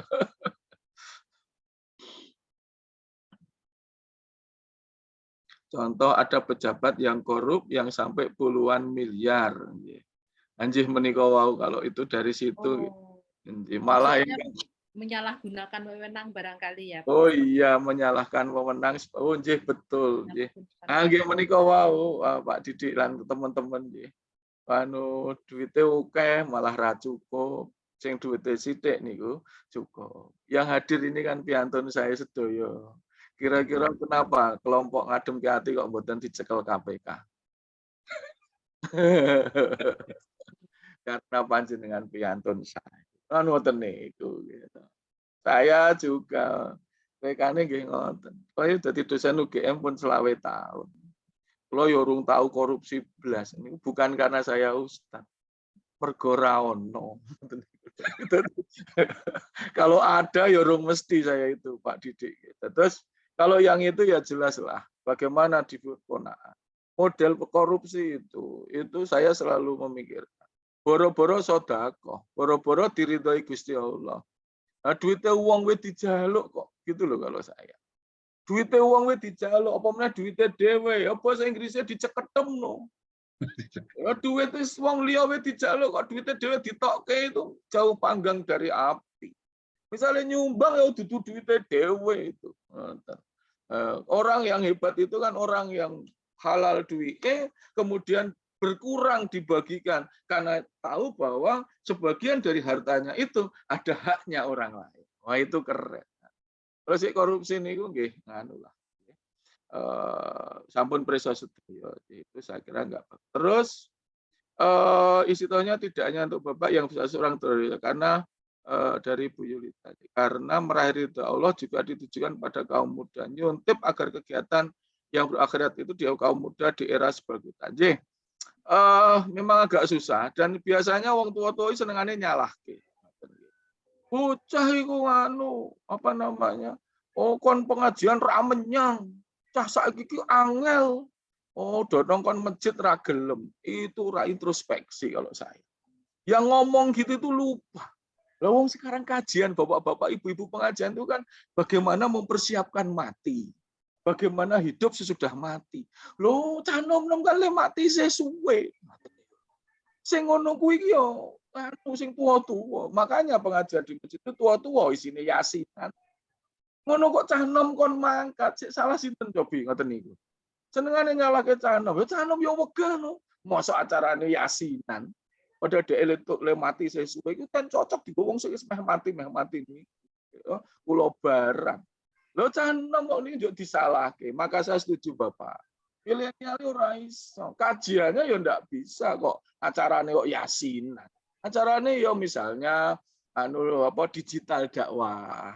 Lalu kaos ya, gawe kaos ini mesti beda. Nak tua-tua saya, Pak Dudi, mungkin Bu Afifah ini mesti gawe kaos nganggo krah, polo ya ora, ning mburi ditulisi. Jamaah pengajian, ya toh? Jalan Keronggahan nomor 25 nomor telepon. Iki kaos apa kop surat ngoten niku. Tapi iki mboten ngene njonggon sae dikai lambang. Lho cah nom sik kon gelem nganggo sapa? Itu lho contoh itu. Cah nom yo kaose sing keren. Go to the heaven. Muslim sejati subuhan. Anu stop neraka itu yo keren. Ngono kok nganggo kop surat. Ora gelem nganggo kan gitu. Inilah polanya sehingga ayo sekarang introspeksi. Milenial itu seneng wapi kok. Sing salah itu kadang-kadang materinya, yang salah itu ustadznya. Wong sing diulang milenial ngomong ke mati, malah ono sing siaran langsung dari alam barzah. Lucu banget itu kita. Siaran langsung ya saka Mekah dari alam barzah. Ya ada yang seperti itu. Nah, makanya kok ora teko disalahke. Maka bagaimana supaya milenial satu, kita bikin materi yang dia suka. Dua, jangan konvensional. Orang-orang kudu nang masjid itu kan ya. Bisa aja sambil tadabur alam, nang pantai, di gunung, di sungai. Topiknya kalau yang muslim perempuan ya anu indah memakai jilbab kan gitu. Yo isine tentang wanita. Oke, kemudian selanjutnya niku Ibu tadi bisa. Kayak saya mualaf sendiri, sedangkan suami masih non Muslim. Atau ridho suami kados pundi nggih? Ndak usah dipegalih itu. Ya nggih panjenengan ya nganu diridhoi kalian suami niku sae. Ngaten nggih. Nah, nanti kalau mikir nih, aku makanya menjadi Ini anjuk Tuhan, saya mau Allah. Tapi ya Islam sendiri dia. Suaminya masih harus mungkin kan. tetap Tapi mawon ridho diri sama suami. suami saya. Dia leres Ibu Enti. Ya, Alhamdulillah. Iya coba. Oh, Iya. keren. Dia Bu kan Enti hanya ini malah saya, keren. saya hanya saya mualaf. Enti, Terus, kayaknya suaranya masuk, Bu apakah Enti. suami saya meridhoi saya? Oh, Suaminya Bu Enti, ya, kayaknya lagi membaca. boten iki nerangkan menika nggih ta bahwa Bu Enti itu mualaf sedangkan suami masih non muslim, apakah perlu ridho suami? Nggih. Nah, nggih kalau menurut itu tadi ya nanti Gusti Allah ingkang nentokaken. Saya kira kalau suami meridhoi kan nggih keluarganipun bahagia. Mugi-mugi benjang suami ya ikut Bu Enti lah ngoten. Ya tetap dihormati, ngaten kan nggih suami ya nanti masalah ridhonya itu memang diserah Allah kan itu kegaiban nggih. Kita tidak tahu ya, berprasangka positif kemawon. Selamat Bu Eti, malah saya sangat menikah nggih. Ada lagi monggo. Pak Agung niki wonten sing keliwatan. Kalau Oh, mrimo itu dibilang lokro, terus harus bagaimana yang di tengah-tengah? Dari Pak Dendi. Wah niki. Muhammad Kadang-kadang wong yo Jawa karena nrimo sama lokro itu beda tipis gitu. Ayam karo ndablek itu beda tipis. Nah, itu juga gaya Jogja. Mboten lah, nrimo itu mboten lokro. Kalau nrimo itu bahasa Arabnya qanaah. Menerima apapun yang diberikan Allah. Nah, nglokro itu serandi semangat. Boten. Tapi kadang-kadang pembenaran agama ini yang memang tidak pas. Leres Pak Dedi Panjenengan. Kenapa orang kita itu kok tidak maju? Karena nrimo. Ngene rapopo. Paling kok nyambut gawe ya ming rabati. Dodol ngono ming kapusan kan ngoten menika. Itu namanya nglokro. Itu dua hal yang wong trimo itu ya Pak Dedi malah keren. Mesti semangat. Berapapun yang diterima dia alhamdulillah. Anak ngelokro niku nggih niki wau ya tidak punya semangat. Tapi kadang-kadang penampilannya memang mirip dari hal itu. Tapi dari semangat itu sangat berbeda. Ngaten nggih Pak Dedi nyun sewu. Matur nuwun Pak Ustadz. Nggih, monggo ada lagi? Boleh saya bertanya ini Pak Ustadz nun sewu. Yang pertama saya Assalamualaikum warahmatullahi wabarakatuh.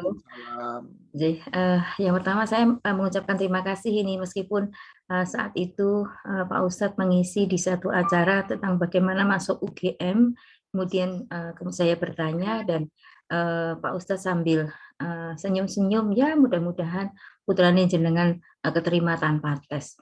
Saya aminnya kenceng banget dan alhamdulillah ini terlaksana betul ya, bisa diterima di apa namanya meskipun saat itu saya anggap seperti itu tapi saya terima kasih sekali ya, ini saya anggap doa ya, saya anggap doa dan alhamdulillah terlaksana bisa keterima di UGM. Itu yang pertama. Kemudian ukuranipun kok kados dereng nggih Pak Andi. Kok belum ada undangan ya saya ketoke lho nggih. Pak Dudi sudah diundang belum? Oh, belum. Anda ini cuma nganu kok ngingetin aja kok. Apa jangan-jangan undangannya ketelingsut ngoten lho. Alhamdulillah. Tahun lalu sudah diterima. Kemudian ini yang dalam terus nanti apa yang mau saya tanyakan begini. Andai kata misalnya kita itu berdebat dengan suami, kemudian sama-sama memiliki satu argumentasi yang berbeda. Nah, yang seperti ini, kondisi seperti ini, bagaimanakah ini membuat satu komitmen bersama, kemudian sama-sama ridho gitu loh. Nah, ini gimana caranya ya? Apakah yang salah satu harus ngalah atau harus mempertahankan argumen gitu, Pak Ustadz? Matur nuwun. Biasanya itu kalau pas beradu argumen ya itu ujungnya juga rodok padu. Tapi biasanya itu sing menang sing putri nak ngoten niku.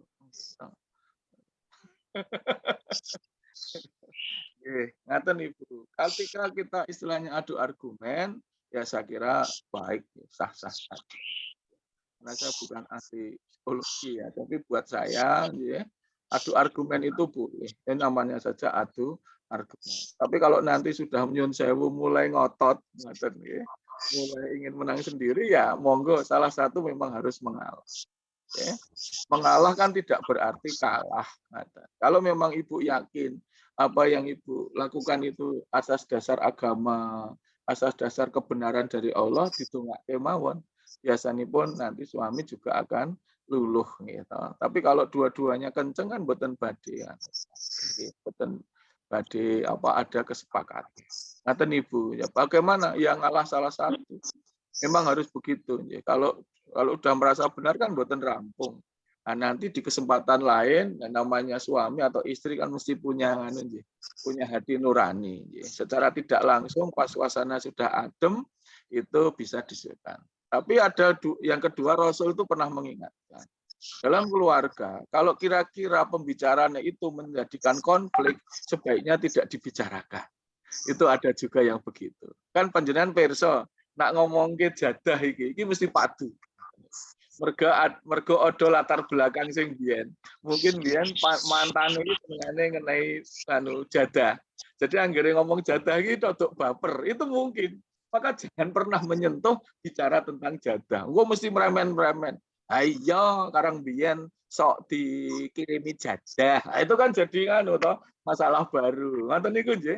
Ibu-ibu juga lah, ibu-ibu senangnya ngundomono, ngeleng-ngeleng kesek biyen.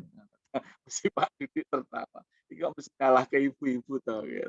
Ibu-ibu itu kan kalau ngendika seorang lali. Misalnya biyen atuku lemah, ora sida. Ngoten niku tau nggih. Ora sida. Njur kebetulan sing marek ora sida iku suami. Numpak motor liwat kono, mesti ngendika. Biyen coba iki dituku. Wis bathi akeh. Ternyata cek lanang meneng wae. Sesuk liwat kono meneh. Ya muni meneh. Biyen umpama saiki lho dienggo ruko. Ambiyen mengkon ngono malah kalah karo tuku sepeda. Nah, sing Pakung wis ngerti nek liwat kono diamuk, ora liwat kono. Ngono ya muni di ngaren ora liwat kono. Nah inilah kadang-kadang itu hal yang seperti itu muncul gitu. Maka dari itu ya yang saya sampaikan tadi, Rasul itu keren banget. Hindari percakapan yang menimbulkan konflik.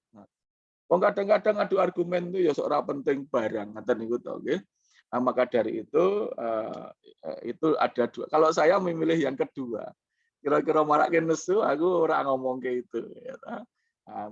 Pakai gaya Jogja. Wis tok koyo ngono. Wis tok padune sik lanang jane ya mung wedi. Nah itu yang misalkan ngatur Ibu, luar biasa. Matur nuwun. Masih ada? Matur nuwun. Nuwun sewu Bu Yundaru. Sampun nggih, Ibu Yundaru. Masih ada lagi kah apa yang ingin ditanyakan atau ingin sharing? Nanti saya tutup close comment lalu doa nggih, nyuwun sewu nggih. Kalau tidak ada nggih. Ya, ini komentar dari Bu Vivi aja bahwa PPT-nya Ustadz bagus sekali. Jadi tolong di-share nanti, tapi sudah. Nanti saya kirim ke Pak Dudi. Namun pun ya video kadang-kadang kalau ya nggak terkirim ya. Ya nanti yang bisa terkirim. Videonya ada di YouTube ada. Ya. Kalau demikian jika tidak ada lagi yang ditanyakan, mungkin kalau dari saya, Ustadz, ini aja yang insight yang bisa saya ambil lah. Ini untuk dapat ridha Allah itu memang mulainya dari mental, sikap mentalnya kita merubah perspektif ya, kemudian merubah cara berpikir juga, kemudian diwujudkan dalam perilaku untuk kita sendiri, dan kemudian itu juga perlu ditunjukkan keluar rasa syukur kita, rasa penerimaan kita gitu ya, dan kita kemudian di ujung-ujungnya itu lebih menarik Pak Ustadz, yaitu kita mendakwahkan. Berarti ini ke semua kita ya perlu mendakwahkan. Jadi, itu mungkin yang saya dapatkan dari ini ya, yang insight-nya ya yang bisa dibawa dari kita. Monggo Pak Ustadz kalau ada kata penutup. Langsung doa sekalian mohon izin Bu Afia, Pak Dudi doa untuk kita karena mungkin banyak salah juga tadi guyonan kita istighfar. Yang jelas matur nuwun Bu Afifah, bagus sekali kesimpulannya. sekarang ini saya close comment-nya gini. Sekarang ini saatnya kita itu beragama itu demonstratif. Ya, jadi misalipun mulakullah bersama Allah itu di dalam rumah itu harus diungkapkan oleh ibu-ibu terutama. Alhamdulillah, Bapak mau makan pagi, makan siang. Alhamdulillah, nah, alhamdulillah ya Pak, adewe iso makan enak. Ngoten itu harus diungkapkan sekarang untuk keridhaan itu. Dulu kan kita ngomong seperti itu, kaya ngono diomong. Sekarang sudah di zaman milenial yang maju ini hal seperti itu harus diomongkan, jangan disilentkan. Alhamdulillah nak, mari kita bisa masak, bisa makan enak. Alhamdulillah berhasil enak menul-menul, ngaten itu, oke. Enak nemen itu diungkapkan. Kemudian yang kedua itu demonstratif itu jangan disalahkan dengan riya, itu yang saya ingat. Kalau perlu sekeluarga, kalau panjenengan mau memberikan ke anak yatim, datang sekeluarga, nggak perlu rombongan, gitu kan. Di-share saja nggak apa-apa, karena riak dan tidak itu bukan urusan orang-orang. Ini mulai dipikirkan. Kita itu malu dikira orang ikhlas, padahal tujuannya untuk dakwah itu boleh. Untuk dakwah itu boleh. Aku di panti asuhan, aku nyerahkan ini, lalu di-share, monggo. Ya. Riak dan tidak itu ada di dalam hati. Contohnya yang sekarang, itu saya sering ditanyain, Ustadz kalau ngajak tahajud itu riak enggak? Jawabanku ya penak wae, embuh, saya bilang gitu. Kenapa? Siapa yang tahu riak apa enggak? Sing banget ini kowe. Ngopo ngurus wong liya. Arep riak ya luweh, ora ya luweh. Jangan-jangan dia memang baik ngajak tahajud. Gitu toh. Ngopo malah sing trigis wong liya? Ya bilang gitu. Jadi mulailah sekarang kita tunjukkan Islam itu menarik. Islam itu baik. Islam itu penuh kasih sayang. Sudah tidak usah silent lagi. Sekali lagi saya tegaskan wonten mriki, riak dan tidak itu urusan kita dengan Allah. Enggak usah peduli omongan orang. Nah, ngaten niku nggih. Pak Ustadz, maaf boleh. Teman ada wonten hadisipun Pak, katanya kita disuruh memperbanyak amalan tersembunyi katanya gitu, Pak. Nggih, ya boleh amalan tersembunyi dalam tujuan kita untuk ikhlas ngaten ta nggih. Tapi ada hadis lain lagi. Kalau kamu menunjukkan kebaikanmu, kemudian orang lain mengikuti kebaikanmu, maka kamu akan mendapatkan pahala serupa dari yang engkau share nih. Artinya kadang-kadang memang harus silent Pak Haji. Ya, misalnya harus infak nang masjid ya rasa diting-iting. 10.000 lho, Dul. Biasanya 2.000 loh, iki 100 lho ngoten iki. Atau gini ra sengaja iki. Nak kula iki 100 kok angel banget to ya len dudut iki. Ngaten niku itu. Nah, ini yang harus nggak boleh gitu kan ya. Nah 2.000 ya cepet nih 100 dompetku ya wangel nemen iki gitu. Dudut 100 kok wangel to iki. Nah, itu yang nggak boleh ngaten ya. Tapi kalau diumumkan gitu. Ngaten ya Pak Haji. Nyuwun sewu. Islam itu yang ngoten niku terus perspektif. Yang terakhir gini. Saat kita itu sedang dihisab. Terakhir ya.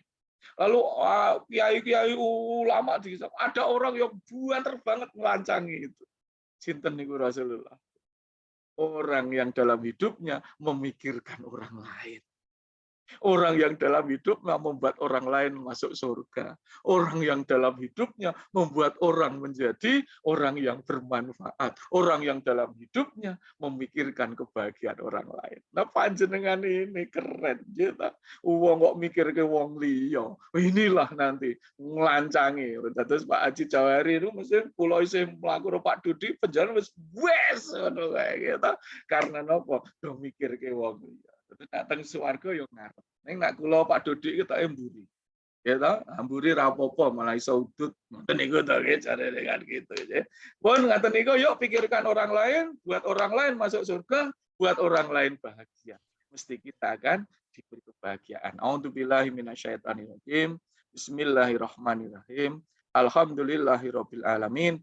Allahumma sholli ala Muhammad wa ali Muhammad. Allahumma fir lil mu'minina wal mu'minat wal muslimina wal muslimat al ahya minhum wal amwat sami'un qarib mujib da'wati ya khatil hajat rabbik firli wa li walidayya warhamhum kama rabbayana shighara rabbana la tuzigh qulubana ba'da idh hadaytana wa hab lana min ladunka rahmah innaka antal wahhab rabbi anzilni jalan mubarakan wa anta khairum munzilin. Ya Allah, ya Rabbi, ya Karim, kami sadar kami penuh dengan dosa dan alpa, ya Allah. Ampunilah dosa-dosa kami, dosa-dosa kedua orang tua kami, leluhur kami, keluarga dan keturunan kami. Ya Allah, ya Rabbi, kami makhluk yang sering lupa, kami makhluk yang sering tersesat. Tegur kami ketika kami salah, ya Allah. Ingatkan kami ketika kami lupa, ya Allah, sehingga kami menjadi golongan yang mati dalam keadaan husnul khotimah, ya Allah. Husnul khotimah, ya Allah. Husnul khotimah, ya Allah. Ya Allah, ya Rabbi, kami bermohon, hindarkanlah kami dari azab kubur, hindarkanlah kami dari azab api neraka, ya Allah. Masukkanlah kami golongan fi ashabil jannah. Ya Allah, ya Rabbi, kami bermohon, jadikanlah kami ini semua hamba-Mu yang selalu taat, yang selalu qanaah dan tawaduk dengan segala ridho-Mu, ya Allah. Rabbana dolamna anfusana wa ilam taghfir lana wa tarhamna lanakunanna minal khasirin. Rabbana taqabbal minna innaka antas samiul alim wa tub alaina innaka antat tawwabur rahim. Rabbana hab lana min azwajina wa dzurriyyatina qurrata a'yun waj'alna lil muttaqina imama. Rabbana atina fid dunya hasanah wa fil akhirati hasanah wa qina adzabannar. Subhana rabbika rabbil izzati amma yasifun wa salamun alal mursalin walhamdulillahi rabbil alamin. Banyak salah mohon maaf. Billahi taufik wal hidayah. Assalamualaikum warahmatullahi wabarakatuh. Waalaikumsalam warahmatullahi wabarakatuh. Pak Ustadz, saya kembalikan kepada Pak Dudi. Untuk Pak Dudi, mohon maaf jika ada kesalahan sebagai moderator. Mbak Afifah. Sekali lagi saya mewakili jamaah mengucapkan terima kasih yang besar-besarnya. Jazakallah khairan kasih kepada Ustadz Agung atas tausiahnya di pagi hari ini. Mohon maaf Ustadz, mungkin besok ada to be continue-nya nggih. Saya mewakili jamaah loh ini Ustadz. Dan alhamdulillah satu hal yang saya suka dari Ustadz Agung, salah satu yang selalu bisa bikin ini meleleh Ustadz, Masya Allah. Masya Allah, alhamdulillah.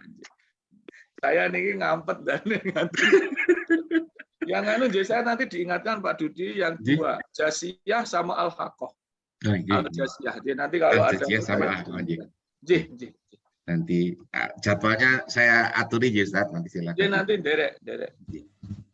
Dan satu yang istimewa ketika Ustadz Agung itu rawuh, seperti biasa jamaah kita meningkat biasa 60-70, hari ini tadi 84 Ustaz.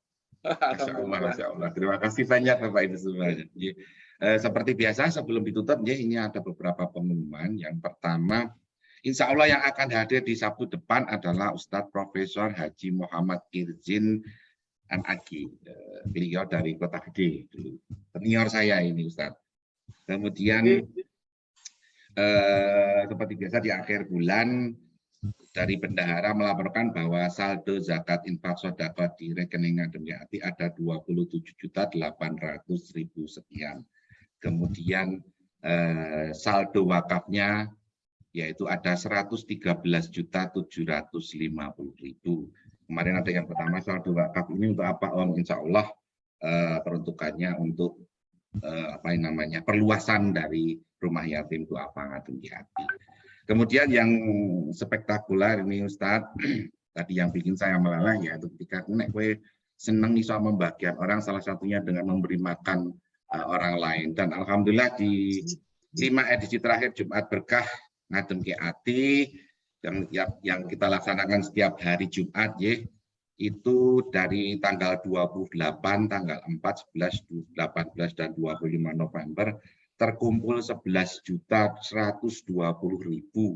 dan kita bisa mendistribusikan 894 paket nasi yang kita serahkan door to door ke warga, dari warga anak yatim duafa, kemudian ada janda-janda sepuh dan kita sedikit punya tabungan Ustaz. Jadi ketika hari itu kita dapat banyak, tidak kita kabehke di hari itu karena kita memulai dari 30 paket Ustadz, akhirnya terakhir itu bisa 210 paket. Jadi Sebetulnya ini kita bisa 250 paket, tapi yang 40 kita simpan, dan insya Allah semoga di Jumat berkah yang selanjutnya kita bisa bahasa Nel Jawa itu acep gitu loh.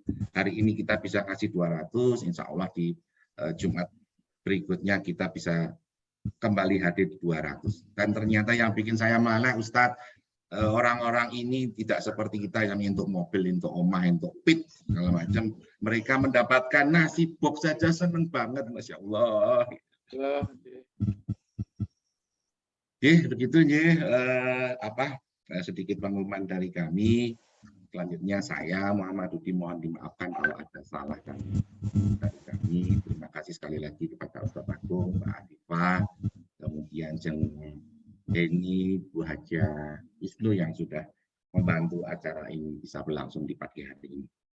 Bapak Ibu yang kami hormati, seperti biasa sebelum ditutup kita ambil gambar, nggih. Monggo Bapak Ibu kita ambil gambar sebentar Pak Care.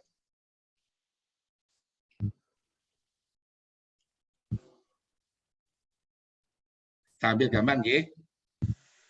Nggih. Pak Care, halo. Nggih, monggo.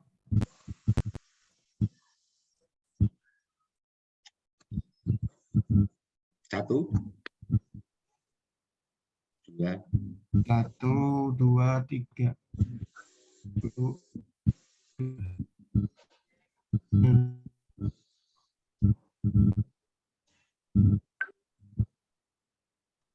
Yes.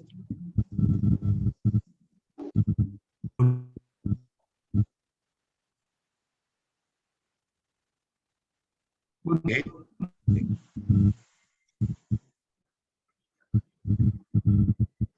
Alhamdulillah. Sekali lagi saya mengucapkan terima kasih yang besar-besarnya kepada Ustaz Agung atas rawuhnya di pagi ini. Saya tadi sedikit nervous. Moga-moga jam 6 bisa langsung. Takutnya kebelajar Ustaz. Terus saya mau ngomong apa gitu. Kemudian pada Bapak Ibu terima kasih banyak ya. Semoga bisa hadir kembali di Sabtu depan.